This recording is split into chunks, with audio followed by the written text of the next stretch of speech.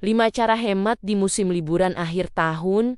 Awas bocor keuangan keluarga. Sebelum lanjut bisa klik dulu tombol subscribe, like, dan share biar lebih banyak teman-teman lain bergabung.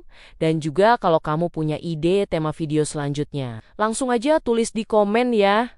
Makasih. Pernah tidak kamu merasa akhir tahun itu aneh? Katanya musim bahagia, musim liburan, musim kumpul keluarga. Tapi kenapa justru banyak orang yang diam-diam cemas tiap buka aplikasi bank? Aku yakin kamu yang nonton ini kemungkinan besar pernah ada di fase itu.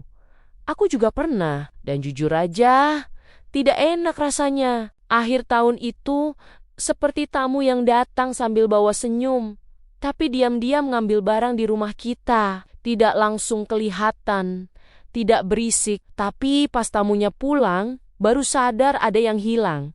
Uang, tenaga, dan ketenangan. Yang bikin nyesek, kebocoran uang di akhir tahun itu jarang, karena satu keputusan besar.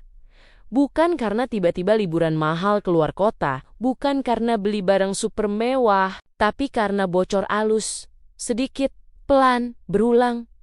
Makanya di video ini, aku mau ajak kamu ngobrol pelan-pelan, bukan menggurui, bukan sok pintar. Anggap aja ini curhatan teman yang pernah jatuh di lubang yang sama. Tentang 5 cara hemat di musim liburan akhir tahun, lengkap dengan contoh nyata yang sering kejadian di hidup kita. Kita mulai dari yang pertama. Cara yang paling pertama, sadari kalau akhir tahun itu bukan lomba pamer kebahagiaan. Ini akar dari banyak masalah keuangan. Kadang kita tidak sadar, pengeluaran kita naik bukan karena kebutuhan naik, tapi karena tekanan sosial. Akhir tahun itu penuh dengan undangan.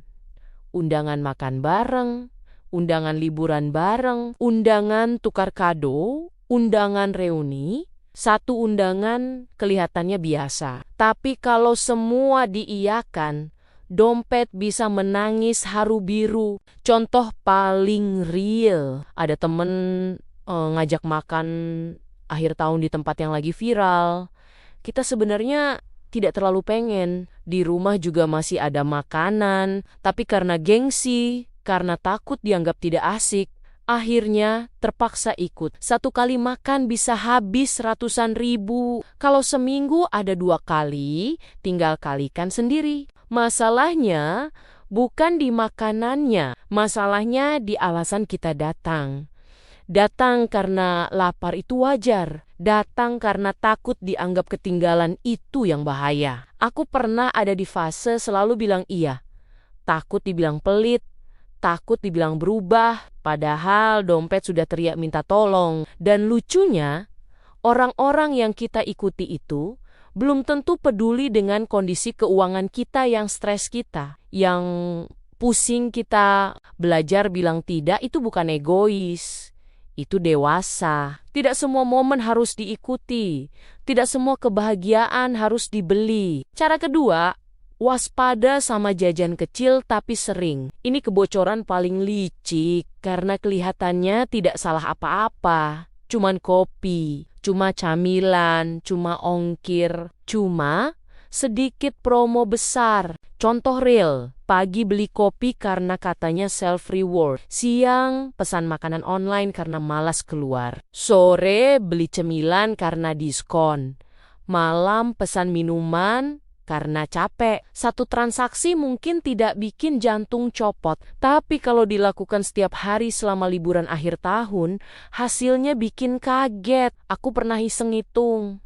Cuma dari kopi dan cemal-cemil harian, sebulan bisa tembus jutaan.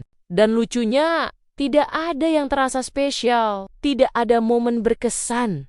Uangnya habis, kenangannya nol. Bukan berarti kamu tidak boleh jajan. Hidup juga perlu dinikmati. Tapi bedakan antara menikmati dan kebablasan. Kalau setiap capek solusinya jajan, itu bukan self-reward, itu pelarian. Cara ketiga, bikin batas uang senang-senang. Ini kelihatan sepele, tapi efeknya besar. Banyak orang bilang, aku boros karena tidak bisa ngatur uang. Padahal seringkali masalahnya bukan di penghasilan, tapi tidak ada batas. Contoh real, masuk liburan akhir tahun tanpa batasan. Pikirannya ya sudah dinikmati aja. Masalah nanti dipikir nanti. Dan tebak apa yang terjadi. Nantinya datang lebih cepat dari yang dikira. Cukup bikin satu batas sederhana. Uang sekian untuk senang-senang selama liburan. Kalau sudah habis, berhenti. Tidak nambah. Tidak ngambil dari pos lain. Aku kenal orang yang gajinya biasa saja, tapi keuangannya aman. Bukan karena dia pelit, tapi karena dia tahu kapan berhenti. Dan aku juga kenal orang yang gajinya besar, tapi tiap awal tahun selalu megap-megap. Karena tidak punya rem. Batas itu bukan penjara. Batas itu pengaman. Cara keempat, jangan mudah tertipu diskon akhir tahun. Ini bagian favorit para marketing. Dan bagian paling berbahaya buat dompet. Diskon akhir tahun itu rasanya seperti hujan di musim kemarau, menggoda, menyegarkan, padahal bisa jadi banjir. Contoh yang paling nyata, kita lihat tulisan potongan besar. Langsung mikir, mumpung murah, padahal sebelum lihat diskon, kita baik-baik saja tanpa barang itu. Ingat baik-baik, diskon tidak menghemat uang kamu. Diskon hanya mengurangi rasa bersalah saat belanja. Kalau barangnya memang dibutuhkan, diskon itu bonus. Tapi kalau tidak dibutuhkan, diskon itu jebakan. Aku pernah beli barang hanya karena takut kehabisan promo. Ujung-ujungnya, barangnya jarang dipakai. Uangnya sudah pergi, dan rasa nyeselnya datang belakangan. Cara kelima, pikirkan versi kamu di awal tahun depan.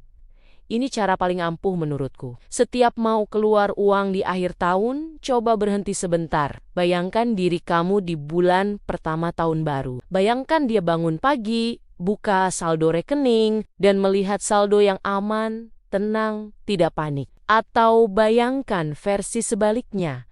Bangun dengan rasa was-was, mulai tahun dengan beban, dan bilang ke diri sendiri, kenapa kemarin tidak mikir panjang? Keputusan kecil hari ini adalah hadiah atau hukuman untuk diri kamu di masa depan. Dan sayangnya, kita sering meremehkan dampaknya. Akhir tahun itu bukan soal seberapa seru liburannya, tapi seberapa siap kamu menghadapi awal tahun. Aku tidak bilang kamu harus hidup kaku.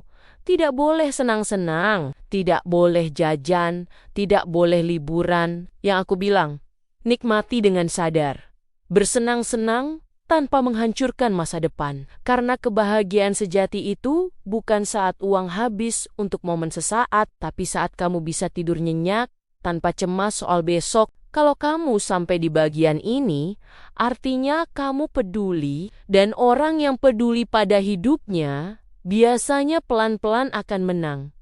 Bukan karena paling cepat, tapi karena paling tahan. Demikian, terima kasih sudah mendengarkan cerita ini. Sampai ketemu lagi di cerita-cerita berikutnya. Tetap semangat ya ibu-ibu semua.